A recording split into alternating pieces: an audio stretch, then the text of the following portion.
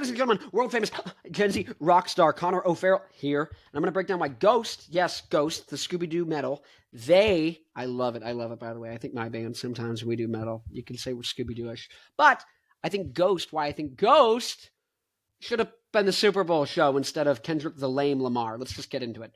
Lame? What? Lame? Kendrick Lame? What? Yes, he's freaking lame. That's my opinion. Anyways, 48% of Americans, they asked him, what's one of your favorite genres? What's one of your favorite genres? They said rock, 48%. That's like 50, pretty much. So pretty much half of the country says rock is one of my favorites. Like, I'm super pumped. Freaking. Then they said, for rap, what's one of your, rap? Or no, they said the same question. They said, what's one of your favorite genres? 30% said rap. That's less than a third. So less than a third. Half. Okay, if it's not just rap versus rock, like, oh, rock's got 18% on rap. It's not the point. The point is, Kendrick, I'm so sophisticated, notoriously. You need a thesaurus to understand what Kendrick's saying in his bars. Kendrick's bars are they're so higher level. They're like Shakespeare. You need a college literature degree to understand. And let's take a second to think, just recall, talking about the Super Bowl. Super Bowl is basically two gladiators going, trying to kill each other. Getting permanent brain damage. Permanently destroying their brains. It's tragic. It's horrific. It's like fighting a lion. And the audience is going, yeah, kill him. That's what the freaking audience is doing. And then you interrupt it for Shakespeare. That's not right. You can, but it's not appropriate. It's not what the situation calls for. The situation calls for something high energy. Kaisarion, the prophecy told. You want high energy. You want things that are going to be upbeat, fast, distortion, fast, maybe a little bit of screaming, shredding. Yeah, like those things. You want that. In general, you're probably going to want rock versus rap. But some rap artists can do that. You can see Eminem, you can see 50 Cent, you can see Dr. Dre, hence why they had him do it, right? And you can see rock artists who couldn't do that, like King Crimson, Frank Zappa, probably not a good choice. Primus, probably not a good choice as well. But here's the thing. What's the next? 48% said rock is one of their favorite genres, right? The next closest genre was 40% for pop. Ghost is rock, but it's also poppy.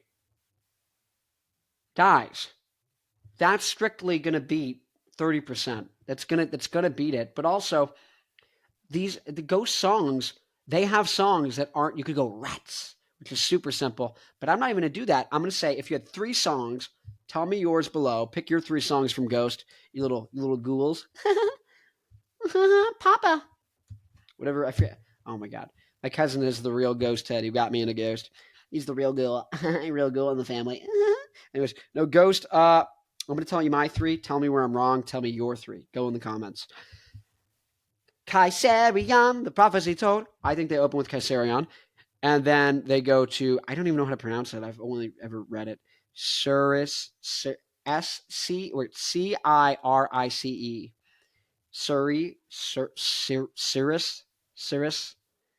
The temple, love syrinx, light, loading.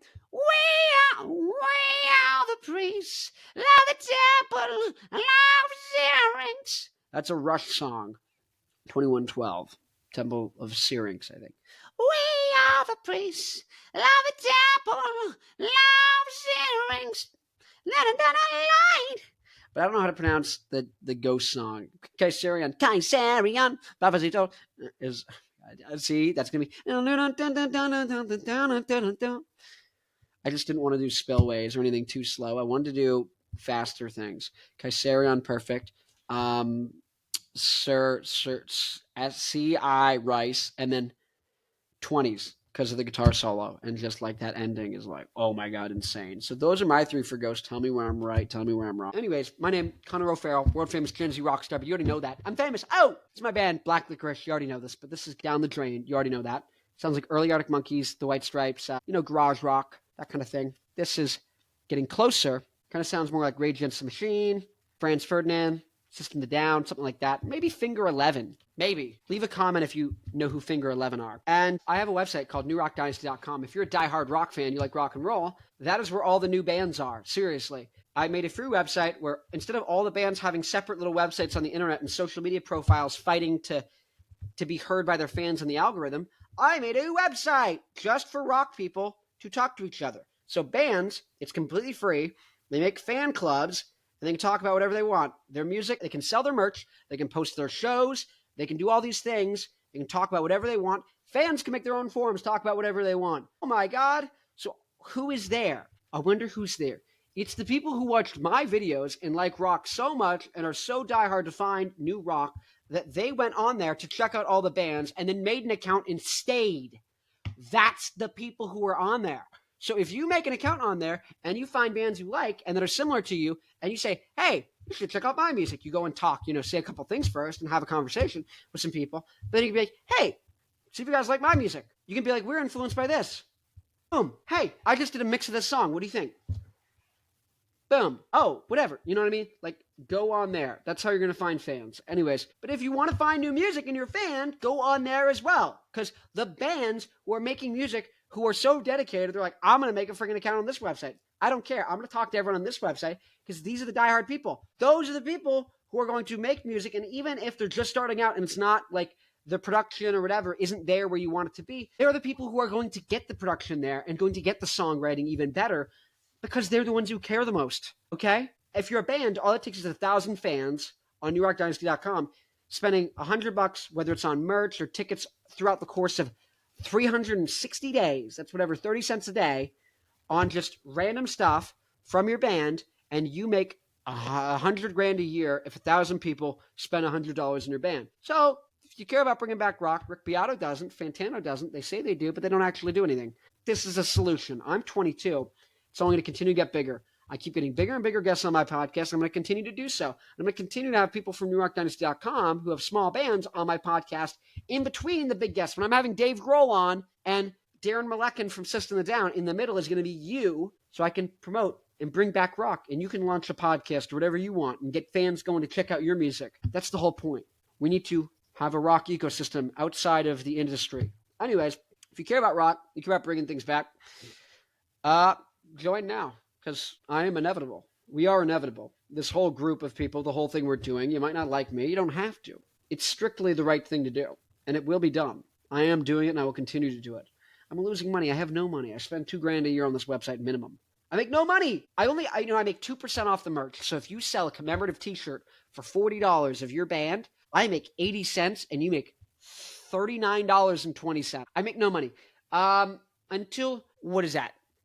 Like hundreds of thousands of dollars worth of purchases need to be going through on the website for me to break even. At least thousands, but hundreds to thousands. I'm not doing the math on this now.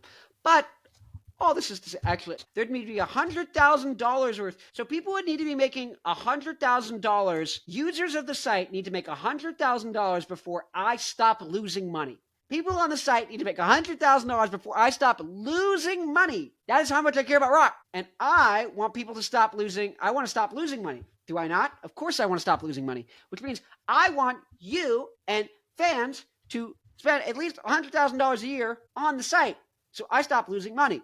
Now, you might say, why don't I go on Instagram and TikTok? Great, go there, but they can ban you at any time. They can stop showing you to people. The algorithm changes, you're screwed. You don't get to just see everything that's posted. Your fans don't get to see everything you're posting. On New Rock Dynasty, they do. How do you know who are your followers? You might have 2,000 followers on Instagram and only 30 people on New Rock Dynasty. The 30 people will actually come to your show. Those 2,000 won't. That's the point. Anyways, I need to make $100,000. You need to make $100,000 for me to break even.